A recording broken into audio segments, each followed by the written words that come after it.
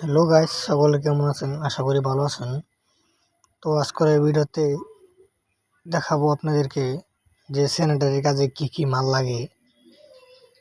তো ভিডিওতে শেষ পর্যন্ত দেখুন, তাহলে অনেক কিছু শিখতে পারবেন। তো এই যে এটি হচ্ছে 1 ইঞ্চি এলবো, যেটা আমরা এই পানির লাইনে ব্যবহার করি। যে দেখেন, এটি হচ্ছে RFL এর 1 ইঞ্চি এলবো। তো তারপরে যদি দেখি, এই যে দেখেন 134টি 1 ইঞ্চি পাইপলাইন থেকে আপনি এখানে 3-4 করতে পারবেন এটা ব্যবহার করে। এই যে দেখেন 134। তো পরে যদি দেখি, এই যে বল বাল্ব RFL এর 1 পিস, এটার সাইজ হচ্ছে আপনার এই যে 3-4 বল বাল্ব, যেটা ব্যবহার করা হয় মোটর কিংবা টাঙ্কির কাছে।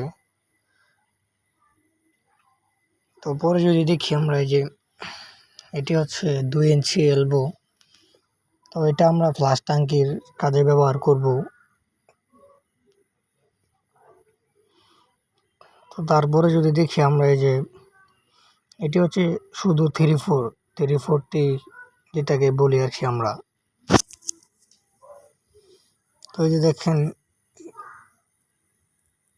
এটা হচ্ছে আপনার এটা শুধু 1 ইঞ্চিটি। যে এটি হচ্ছে আপনার CPVC কাজের জন্য ব্যবহার করা হয়, যে আঠা, এটা হচ্ছে CPVC আঠা। এই যে দেখেন CPVC।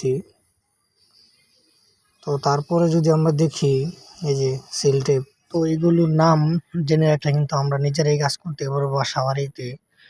তো অবশ্যই ভিডিওটি কেমন লাগলো কমেন্ট করে বলে যাবেন, আর চ্যানেলটিকে সাবস্ক্রাইব করে দিবেন। ধন্যবাদ।